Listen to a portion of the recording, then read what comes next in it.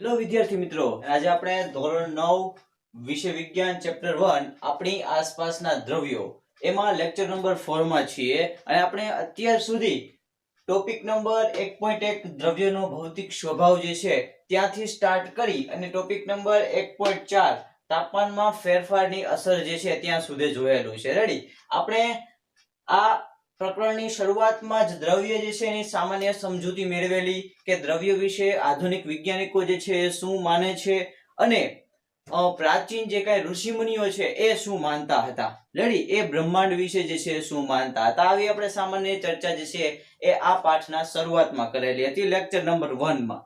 ત્યાર પછી આપણે ટોપિક નંબર 1.1 દ્રવ્યનો ભૌતિક સ્વભાવ જે છે એ પણ જોયેલ હતો. રેડી? એમાં બે સ્વભાવ જે છે એનો આપણે અભ્યાસ ખાસ કરેલો હતો કે દ્રવ્ય જે છે એ કણોનો બનેલો હોય છે અને દ્રવ્યના કણો જે છે એ કેટલા સૂક્ષ્મ હોય છે આ પ્રશ્નનો પણ આપણે જે છે ઉકેલ મેળવેલો હતો. રેડી? કે દ્રવ્યના કણો જે છે એ સૂક્ષ્મથી સૂક્ષ્મ હોય છે અને એને આપણે જોઈ શકવા જે છે એ સાવ સહેલા નથી. ત્યાર પછી આપણે ટોપિક નંબર 1.2 દ્રવ્યના કણોની લાક્ષણિકતાઓ જે છે એનો અભ્યાસ કરેલો હતો, જેમાં આપણે 3 લાક્ષણિકતાઓ જે છે એનો અભ્યાસ કરેલો હતો જે ખાસ આઈએમપી છે.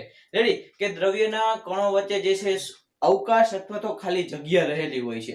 ત્યાર પછી બીજી લાક્ષણિકતા હતી કે દ્રવ્યના કણો જે છે સતત ગતિશીલ હોય છે અને ત્યાર પછી ત્રીજી લાક્ષણિકતા આપણે જોયેલી હતી કે આ દ્રવ્યના કણો જે છે એકબીજાને આકર્ષે છે. અને આ ત્રણ લાક્ષણિકતાઓ પરથી જ આપણે દ્રવ્યની અવસ્થાઓ જે છે એના ઉપર આવેલા હતા. Topic number 1.3.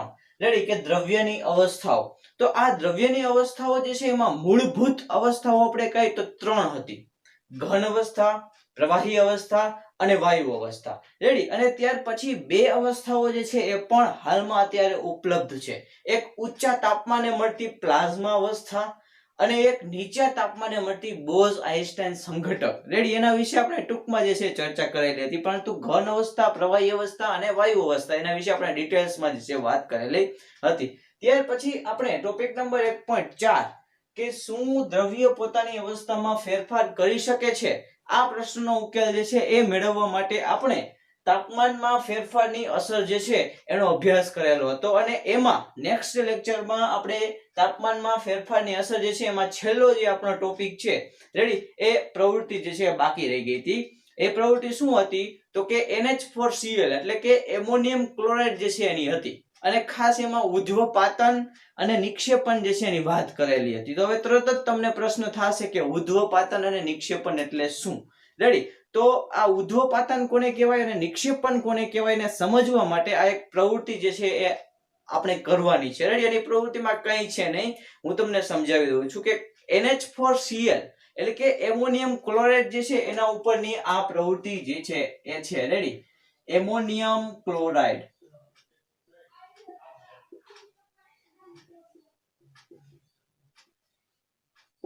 આ એમોનિયમ ક્લોરાઇડ જે છે એને તમે ગરમ કરશો અને એમોનિયમ ક્લોરાઇડ જે છે ઘન સ્વરૂપમાં હોય છે. આ એમોનિયમ ક્લોરાઇડ જે છે ઘન સ્વરૂપમાં છે એને તમે ગરમ કરશો ને તો તરત જ પ્રવાહી અવસ્થામાં નહીં આવે, પરંતુ એ વાયુ અવસ્થામાં ફેરવાઈ જાય છે. રેડી? અને જ્યારે કોઈ પદાર્થ જે છે એ ઘન અવસ્થામાંથી ડાયરેક્ટ જ વાયુ અવસ્થામાં ફેરવાય તો આપણે એને ઉધ્વપાતન કહીએ છીએ. અને આ ઉધ્વપાતન વિશે તમે ખાસ જે છે એ આ દબાણમાં ફેરફારની અસર એમાં તમે એક ડાયાગ્રામ જોશો આ ટોપિકના અંતે. રેડી? તો આ જે ડાયાગ્રામ છે એમાં પણ ઉધ્વપાતન જે છે એની વ્યાખ્યા તમે ખાસ ભણવાના છો. એટલે આપણે અહીંયા જે છે ખાલી એટલું યાદ રાખવાનું છે કે ઘન NH4Cl એટલે કે ઘન એમોનિયમ ક્લોરાઇડ જે છે એ જ્યારે ડાયરેક્ટ જ વાયુ અવસ્થામાં આવી જાય છે. રેડી? તો આ જે આખી પ્રક્રિયા છે ઘનમાંથી વાયુ અવસ્થામાં કોઈ પદાર્થને આવવાની, તો એને શું કહેવાય તો કે ઉધ્વપાતન તરીકે ઓળખવામાં આવે છે. અહીંયા ખાલી તમારે ઉધ્વપાતન વિશે આટલું યાદ રાખવાનું છે. રેડી? અને ત્યાર પછી ઉધ્વપાતન થાય છે અને ત્યાર પછી ડાયરેક્ટ જ આ પદાર્થ જે છે એ વાયુ અવસ્થામાંથી પાછું ઘન સ્વરૂપમાં પણ આવી શકે છે. રેડી? જ્યારે તમે આનું ઠારણ કરશો તો વાયુ અવસ્થામાંથી ડાયરેક્ટ જ ઘન અવસ્થામાં આવે છે, પ્રવાહી અવસ્થા એને છે જ નહીં. રેડી? તો આ જે વાયુ અવસ્થામાંથી ઘન અવસ્થામાં ડાયરેક્ટ આવે છે એને તમે નિક્ષેપણ કહેશો. અને આ નિક્ષેપણ અને ઉધ્વપાતન આ બંને વિશે આપણે દબાણના ફેરફારની અસર એમાં જે ડાયાગ્રામ જોવાનો છે ઘન પ્રવાહની વાયુ ત્રણે ત્રણ અવસ્થાનો રેડી એ ડાયાગ્રામમાં તમે ઉદ્ધોપાતન અને નિક્ષેપણ વિશે જે છે ખાસ સચોટ અભ્યાસ કરશો રેડી તો બસ તમારે ખાલી આ એમોનિયમ ક્લોરાઇડની જે તાપમાનમાં ફેરફારની અસરની જે છેલ્લી પ્રવૃત્તિ છે એમાં ખાલી આટલું જ યાદ રાખવાનું છે રેડી કે એમોનિયમ ક્લોરાઇડ એક એવો પદાર્થ છે જે ઘનમાંથી ડાયરેક્ટ વાયુમાં આવી શકે છે અને વાયુમાંથી ડાયરેક્ટ ઘનમાં આવી શકે છે અને પ્રવાહી અવસ્થા છે જ નહીં રેડી આટલું તમારે ખાલી યાદ રાખવાનું છે અને ત્યાર પછી હવે આજના લેક્ચરમાં આપણે દબાણમાં ફેરફારની અસર જે છે એના વિશે ખાસ અભ્યાસ કરવાનો છે રેડી તો આ દબાણમાં ફેરફારની અસરના કારણે પણ આપણે દ્રવ્યની અવસ્થાઓ જે છે એમાં ફેરફાર કરી શકીએ છીએ દ્રવ્યની જે અવસ્થાઓ છે એમાં આપણે બદલાવ જે છે લાવી શકીએ છીએ જે રીતે તાપમાનમાં ફેરફારની અસરથી પણ આપણે દ્રવ્ય જે છે એની અવસ્થામાં ફેરફાર લાવી શક્યા હતા કે ઘનમાંથી પ્રવાહી પ્રવાહીમાંથી વાયુ આ રીતે રેડી તો એ રીતે દબાણમાં ફેરફારની અસર કરવાથી પણ આપણે દ્રવ્ય જે છે એની અવસ્થામાં ફેરફાર લાવી શકીએ છીએ રેડી તો એ કઈ રીતે તો એના માટે આપણે આ એક પ્રવૃત્તિ જે છે જોવાની છે રેડી કે એક આપણે નળાકાર સિલિન્ડર લેવાનો છે અને એમાં આપણે કોઈ પણ પ્રકારનો વાયુ જે છે ભરવાનો છે અને ત્યાર પછી આપણે આ પિસ્ટન ની મદદથી આપણે જે છે ઉપરથી એને શું દેવાનું છે તો કે દબાણ જે છે દેવાનું છે આ પિસ્ટનને તમે જેટલું દબાણ દેશો ને એટલો જ અંદર જે કઈ વાયુ ભરેલો છે રેડી એના જે કણ છે એ વધુ ને વધુ નજીક આવશે કારણ કે આપણે દબાણ દઈએ છીએ તો જો પહેલી પ્રોસેસમાં એ જ દર્શાવેલું છે કે પહેલી આકૃતિ જે છે એમાં નળાકાર સિલિન્ડર છે પિસ્ટન જે છે એને દબાણ આપવામાં આવે છે ત્યારે જો અંદર જે કઈ વાયુ ભરેલા છે એના કણો વચ્ચે જે છે હજુ જગ્યા રહેલી છે રેડી તો હજી આ જે કઈ કણો છે એ વાયુ સ્વરૂપમાં છે તો વાયુ સ્વરૂપમાં જ રહે છે પરંતુ આ દ્રવ્યના કણો વચ્ચેનું જે અંતર છે શું થશે તો કે ઘટશે એ જ રીતે જેમ આપણે બીજી પરિસ્થિતિ જોઈએ તો દબાણ જે છે એ પહેલી પરિસ્થિતિ કરતામાં વધુ દઈએ છીએ તો દ્રવ્યના કણો જે છે વધુ ને વધુ નજીક આવવાનો પ્રયત્ન કરશે વધુ ને વધુ જે છે એ આકર્ષણ દ્રવ્યના કણો વચ્ચે લાગશે ત્યાર પછી હવે આપણે ત્રીજા પ્રકારના અલંકારની સિલિન્ડર જોઈએ તો એમાં આપણે વધુ ને વધુ દબાણ જે છે આપી દઈએ છીએ એટલે કે પૂરેપૂરું ફોર્સ જે છે એ આપણે એને આપી દઈએ છીએ દબાણ જે છે આપી દઈએ છીએ રેડી તો આ વાયુ છે એ ડાયરેક્ટ જ જે છે એ પ્રવાહી અવસ્થામાં ફેરવાઈ જાય છે કારણ કે વાયુના જે કણો છે અલગ અલગ હતા હવે આપણે એને દબાણ આપીએ છીએ તો એના કણો શું થશે વધુ ને વધુ નજીક આવતા જશે અને જેમ આ કણો જે છે વધુ ને વધુ નજીક આવશે એમ વાયુમાંથી જે છે એ પ્રવાહી અવસ્થામાં દ્રવ્ય જે છે એ આવશે તો આ રીતે દબાણ વધારવાથી અને તાપમાન ઘટાડવાથી આપણે છીએ તો ખાસ યાદ રાખજો કે જેમ તમે દબાણ જે છે એ વધારશો તાપમાન જે છે એ ઘટાડશો તો દ્રવ્ય જે છે એ વાયુમાંથી શેમાં આવશે તો કે પ્રવાહી અવસ્થામાં જે છે એ આવશે એટલે કે દ્રવ્ય જે છે એ વાયુમાંથી પ્રવાહી અવસ્થામાં જે છે એ આવી જશે રેડી આ રીતે તમારે શોર્ટમાં જે છે યાદ રાખવાનું છે અને તમારી નોટબુકમાં જે છે એ નોંધી લેવાનું છે હવે તમને એક વાત કરું ઉદાહરણ દ્વારા કે આપણે જે કાંઈ ગેસ એલપીજી વાપરીએ છીએ રેડી અને એનું ફૂલ ફોર્મ આપણે આગળના લેક્ચરમાં જોયું હતું લિક્વિફાઈડ પેટ્રોલિયમ ગેસ તો આ એલપીજી ગેસ છે એમાં 16 થી 17 કિલો ગેસ જે છે આપણે વાપરીએ છીએ જે રાંધવામાં જે ગેસ વાપરીએ છીએ ને એમાં 16 થી 17 કિલો વિચાર કરો એમાં જે છે ગેસ સમાઈ જાય છે ગેસ ખાલી આવડો હોય છે આપણો ગેસનું કદ તમે જોશો અને આ જે કાંઈ અંદર ગેસ ભરેલો છે એલપીજી રેડી તો એનું કદ જોશો 16 થી 17 કિલો ગેસ જે છે એમાં ભરેલો હોય છે તો એ કઈ રીતે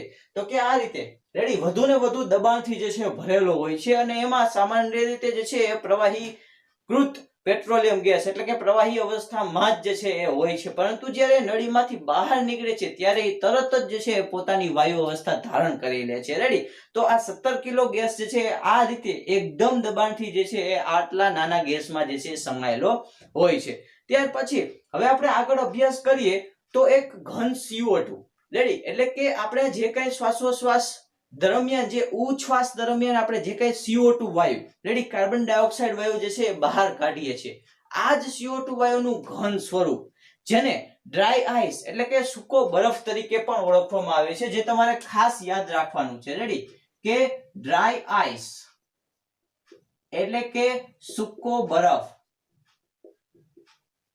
તરીકે કોને ઓળખવામાં આવે છે?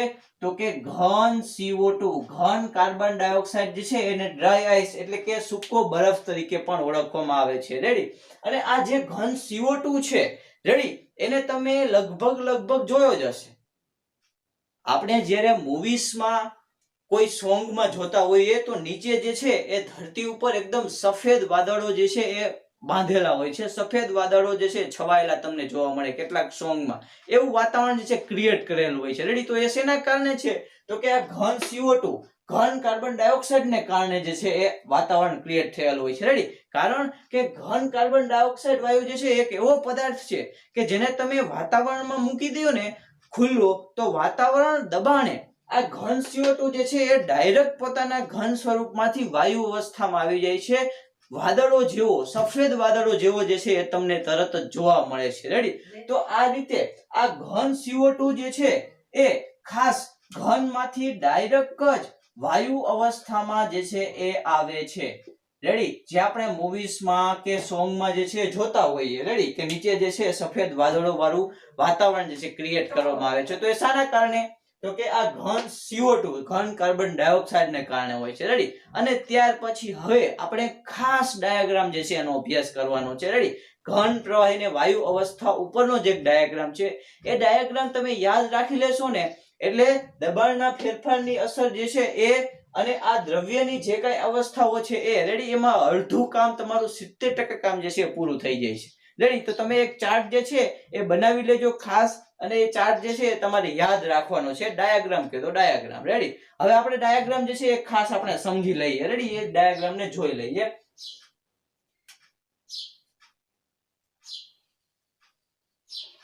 તો ધારો કે આ પ્રવાહી અવસ્થા છે. રેડી? ત્યાર પછી અહીંયા આપણે લઈએ ઘન, ત્યાર પછી અહીંયા આપણે લઈએ વાયુ. તો વિદ્યાર્થી મિત્રો આપણે જાણીએ છીએ કે જ્યારે કોઈ ઘન પદાર્થ છે એ પ્રવાહીમાં ફેરવાય છે. રેડી? તો આ પ્રક્રિયાને આપણે શું કહીએ છીએ?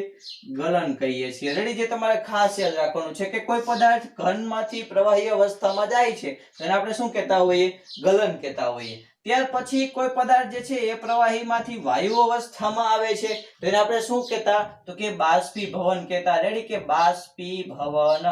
કે પાણી જે છે એ ખુલ્લા પાત્રમાં તમે ભરો છો ને સૂર્યપ્રકાશમાં મૂકો છો તો થોડા જ દિવસોમાં એ પાણી જે છે ઉડી જાય છે. રેડી? તો એ શું થયું? પ્રવાહીનું વાયુ એટલે કે બાષ્પીભવન થયું. ત્યાર પછી કેટલાક પદાર્થો એવા પણ હોય છે જે વાયુમાંથી ડાયરેક્ટ જ ઘન અવસ્થામાં ફેરફાય છે. જેમ કે આપણે જોયું હતું કે NH4Cl છે, પછી તો કે આ ઘન CO2 છે. રેડી? આ NH4Cl જે છે ડાયરેક્ટ વાયુમાંથી ઘન અને ઘનમાંથી વાયુમાં ફેરવાય છે. પ્રવાહી અવસ્થા જે છે એમાં જોવા મળતી નથી. તો જ્યારે વાયુ પદાર્થ જે છે ડાયરેક્ટ જ ઘનમાં ફેરવાય તો એને શું કહેવાય? નિક્ષેપણ જે છે એ કહેવાય છે. રેડી? અને ખાસ યાદ રાખજો, નિક્ષેપણ તમે ભણી ગયા છો અને નિક્ષેપણ તમે અત્યારે ભણ્યા. આ નિક્ષેપણ, નિતારણ અને ગારણ, આ ત્રણ પ્રક્રિયા જે છે એ તમે લગભગ ધોરણ 6 કે ધોરણ 7 જે છે એમાં ભણી ગયા છો. રેડી? તો નિક્ષેપણ એટલે શું એ પણ એક અલગ બાબત છે. એ તમારે ખાસ આ હોમવર્ક છે તમારે જાણી લેવાની છે તમારી રીતે કે નિક્ષેપણ એટલે શું ખરેખર. રેડી? નિક્ષેપણ, નિતારણ અને ગારણ આ પ્રક્રિયા જે છે આ ત્રણ પ્રક્રિયા તમે ધોરણ 6 માં ભણી ગયા છો. વિજ્ઞાનની બુકમાં કાઢજો અને જોઈ લેજો. રેડી? તો આ વાયુ અવસ્થામાંથી ઘન અવસ્થામાં જ્યારે કોઈ પદાર્થ ફેરવાય તો એને કઈ પ્રક્રિયા કહેવાય? નિક્ષેપણ પ્રક્રિયા કહેવાય. રેડી? એ જ રીતે હવે આપણે ઊંધી આખી પ્રોસેસ જોઈએ. રેડી? કે જ્યારે કોઈ પદાર્થ ઘનમાંથી વાયુમાં ફેરવાય તો એને શું કહેવાય? ઉધ્વપાતન કહેવાય. રેડી? જે આપણે NH4Cl જે છે, NH4Cl જે છે એમોનિયમ ક્લોરાઇડ નું ઉદાહરણ લીધું હતું. રેડી? કે ઘન એમોનિયમ ક્લોરાઇડ જે છે ને ગરમ કરો ડાયરેક્ટ જ એનું ઉધ્વપાતન થાય અને ડાયરેક્ટ જ વાયુ અવસ્થામાં ફેરવાઈ જાય છે, બાકી કઈ છે નહીં. ત્યાર પછી હવે વાયુ અવસ્થામાંથી જ્યારે પદાર્થ પ્રવાહી અવસ્થામાં જાય તો આ જે પ્રક્રિયા છે એને સંઘનનની પ્રક્રિયા કહેવામાં આવે. ખાસ યાદ રાખજો, આ પ્રક્રિયા સંઘનનની પ્રક્રિયા છે. ત્યાર પછી તો કે કોઈ પદાર્થ જે છે એ પ્રવાહી અવસ્થામાંથી ઘનમાં ફેરવાય છે. રેડી? તો આ પ્રવાહી અવસ્થામાંથી ઘનમાં ફેરવાય તો એને શું કહેવાય? ઘનીકરણ કહેવામાં આવે છે, અથવા તમે આને ઠારણ પણ કહી શકો. રેડી? તો આ જે આખો ડાયાગ્રામ છે, આ ડાયાગ્રામ તમારે ખાસ યાદ રાખવાનો છે વિદ્યાર્થી મિત્રો. આ ડાયાગ્રામ તમારે જે છે ખાસ યાદ રાખવાનો છે કે ઘનમાંથી પ્રવાહી, પ્રવાહીમાંથી વાયુ અને વાયુમાંથી ઘન, આખી પ્રોસેસ જે છે એમાં શું શું કટકા પડે છે. રેડી? ગલન કોને કહેવાય, બાષ્પીભવન કોને કહેવાય, નિક્ષેપણ કોને કહેવાય.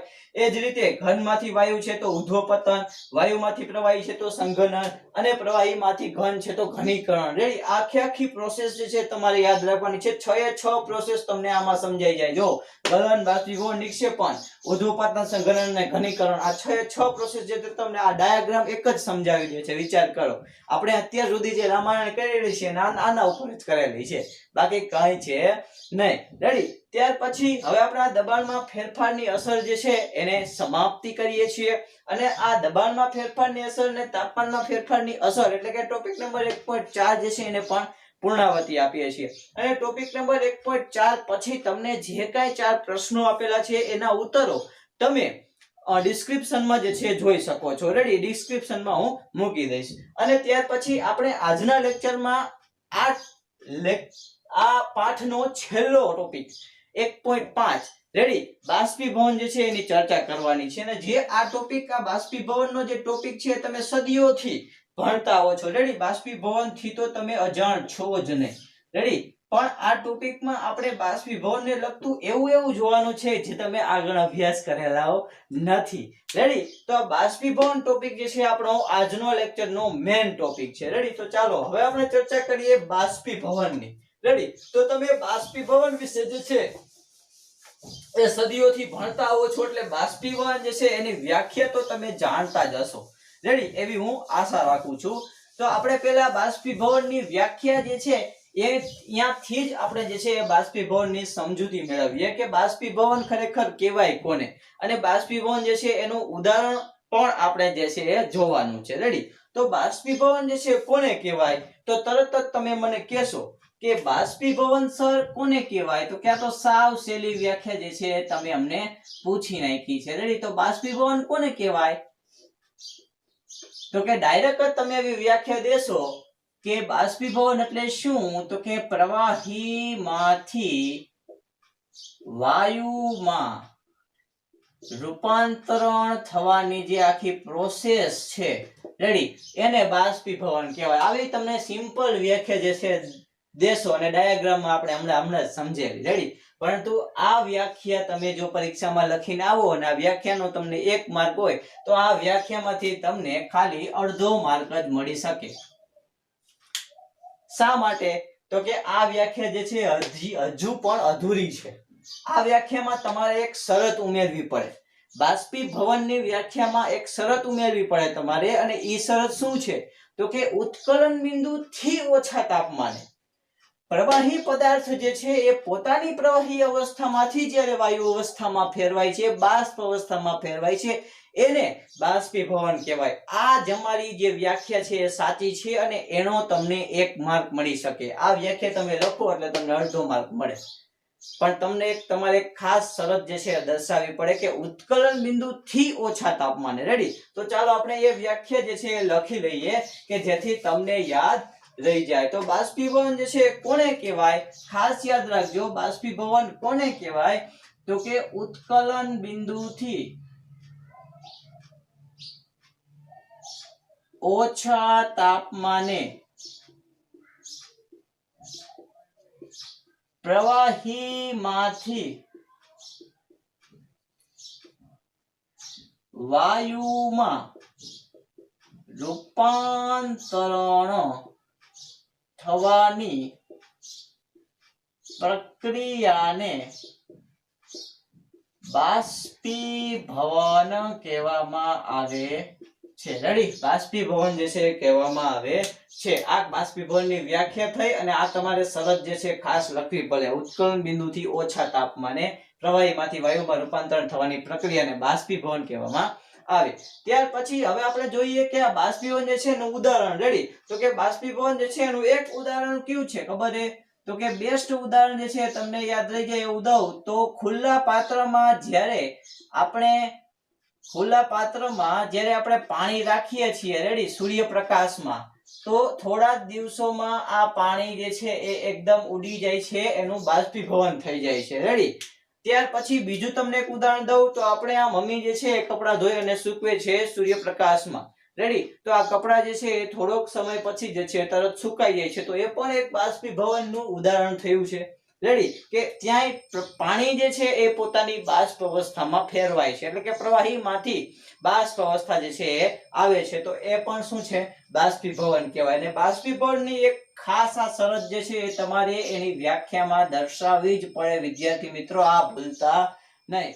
તો ચાલો વિદ્યાર્થી મિત્રો હવે આપણે જોઈએ બાષ્પીભવનને અસર કરતા પરિબળો. રેડી? તો બાષ્પીભવનને અસર કરતા મુખ્યત્વે 4 પરિબળો છે કે જે બાષ્પીભવન ઉપર અસર કરે છે. રેડી? કયા કયા? તો કે સપાટીનું ક્ષેત્રફળ વધવાથી, ત્યાર પછી તાપમાનનો ફેરફાર અથવા તાપમાનનો વધારો, ત્યાર પછી ભેજની માત્રામાં ઘટાડો થવો, અને ચોથું પરિબળ છે પવનની ઝડપમાં વધારો થવો. આ 4 પરિબળો જે છે એ બાષ્પીભવનને અસર કરે છે. રેડી? એટલે કે બાષ્પીભવનને અસર કરતા પરિબળો છે. તો ચાલો હવે આપણે આ પહેલું પરિબળ જે છે એની વિગતવાર સમજૂતી મેળવીએ. રેડી? કે સપાટીનું ક્ષેત્રફળ વધવાથી બાષ્પીભવનને કઈ રીતે અસર થાય છે. તો તમે જાણો જ છો વિદ્યાર્થી મિત્રો કે આપણા મમ્મી જે છે એ જ્યારે કપડાં સૂવે છે, જે કપડાં સૂકવે છે, જે રીતે આપણે વાત કરી તે રીતે આગળ. રેડી? કે આપણા મમ્મી જે છે જ્યારે કપડાં સૂકવે છે ત્યારે એકદમ ભેગા ભેગા જે છે કપડાને સૂકવશે નહીં, પરંતુ એકદમ જે છે પહોળા કરી અને આપણા કપડાં જે છે સૂકવશે. શા માટે? તો કે એ સપાટીનું ક્ષેત્રફળ જે છે એમાં વધારો થયો, અને સપાટીનું ક્ષેત્રફળ જે છે વધે તો જ બાષ્પીભવનની પ્રક્રિયા જે છે એનો દર જે છે એ વધે. એટલે જેમ સપાટીનું ક્ષેત્રફળ વધશે એમ બાષ્પીભવન નો દર જે છે વધશે. તો ખાસ યાદ રાખવાનું છે કે જેમ સપાટીનું ક્ષેત્રફળ જે છે વધે એમ બાષ્પીભવનનો દર જે છે એ વધે. રેડી? ઊંધું થાય નહીં. સપાટીનું ક્ષેત્રફળ વધે, બાષ્પીભવનનો દર વધે. ત્યાર પછી હવે આપણે જોઈએ તાપમાનનો વધારો. રેડી? કે આપણે જાણીએ છીએ કે જેમ આપણે પ્રવાહી છે તો એનું તાપમાન જે છે વધારશું. રેડી? તો એનો મતલબ એવો છે કે આ પ્રવાહીના જે કણો છે એને આપણે ઉષ્મા સ્વરૂપની ઉર્જા આપીએ છીએ, અને જ્યારે આ પ્રવાહીના કે દ્રવ્યના કણો જે છે ને તમે ઉષ્મા આપો છો તો એ વધુ ને વધુ સ્વતંત્ર થવાનો પ્રયત્ન કરશે, અને વધુ ને વધુ સ્વતંત્ર થવાનો પ્રયત્ન કરશે એટલે એ પોતાની એક અવસ્થામાંથી બીજી અવસ્થામાં જે છે પરિવર્તન થશે. રેડી? તો એ જ રીતે આ કહે છે કે તાપમાનમાં તમે વધારો કરો તો તમે પ્રવાહી જે છે એને ઉષ્મા સ્વરૂપની ઉર્જા આપો છો, અને એના જ કારણે બાષ્પીભવન જે છે એ થાય છે, બાષ્પીભવન જે છે અસ્તિત્વમાં આવે છે. રેડી? તો આ રીતે તાપમાનનો વધારો જે છે એ પણ બાષ્પીભવનને અસરકારક એક પરિબળ છે. ત્યાર પછી હવે આપણે જોઈએ ત્રીજા નંબરનું. રેડી? 1 અને 2 જોઈ લીધા. હવે ત્રીજા નંબરનું ભેજની માત્રામાં વધારો થવો. રેડી? કે જ્યારે આપણી આજુબાજુ ભેજની માત્રામાં વધારો થાય છે તો બાષ્પીભવનનો દર ઘટે છે, પરંતુ ભેજની માત્રામાં જો ઘટાડો થાય, રેડી, તો બાષ્પીભવનનો દર જે છે એ વધે. રેડી? દાખલા તરીકે આપણી આસપાસ જે છે એ એકદમ ભેજયુક્ત વાતાવરણ છે એવું ધારી લ્યો. રેડી? એનો મતલબ કે ઠંડક છે. રેડી? તો સ્વાભાવિક છે કે પાણી જે છે એના બાષ્પ અવસ્થામાં જવા માટે એને ઉષ્માની જરૂર પડશે. રેડી? તો આ ઉષ્મા તો એને આજુબાજુના વાતાવરણમાંથી મળતી નથી, કારણ કે આજુબાજુનું વાતાવરણ ભેજયુક્ત છે. જેમ ભેજ જે છે એમાં વધારો થશે એમ બાષ્પીભવનનો દર જે છે ઘટશે, પરંતુ જો ભેજની માત્રામાં ઘટાડો થાય આસપાસના વાતાવરણમાં તો બાષ્પીભવનનો દર જે છે એ વધી જાય. એ તમારે ખાસ યાદ રાખવાનું છે. રેડી? અને ત્યાર પછી હવે આપણે છેલ્લું પરિબળ છે પવનની ઝડપમાં વધારો થવો. રેડી? કે વૈજ્ઞાનિકો જે છે ને ઘણા બધા પ્રયોગો કર્યા, અને પછી એને એક વિચાર આવ્યો કે કપડાં જે છે સૂર્યપ્રકાશમાં તમે મૂકો, સુકાઈ જાય છે. ખુલ્લા પાત્રમાં આપણે પાણી ભરી છે તો સૂર્યપ્રકાશના કારણે ગરમી મળે છે, ઉષ્મા ઉર્જા મળે છે એમના દ્રવ્યના કણોને, અને એ પોતાની બાષ્પ અવસ્થામાં વાયુ અવસ્થામાં ફેરવાય છે. રેડી? તો વૈજ્ઞાનિકોએ પ્રયોગ કર્યો કે ધારો કે આપણે કપડાં જે છે એ સૂર્યપ્રકાશ નથી તેવા સમયે જે છે સૂકવીએ છીએ, તેમ છતાંય આ કપડાં જે છે સુકાઈ જાય છે, બાષ્પીભવન જોવા મળે છે. તો આવું શા માટે? તો એનું એક કારણ નીકળ્યું, એનું એક સોલ્યુશન નીકળ્યું, પવનની ઝડપમાં વધારો થવો. પવનની ઝડપ જે છે એ ખાસ બાષ્પીભવનને અસર કરે છે. રેડી? જેમ પવનની ઝડપ જે છે એ વધારે હશે એમ બાષ્પીભવનનો દર જે છે એ પણ વધારે હશે. એટલે કે એટલી જ ઝડપી આપણા કપડાં જે છે એ સુકાઈ જશે. પરંતુ પવન જે છે એ એકદમ નિમ્ન કક્ષાનો હશે.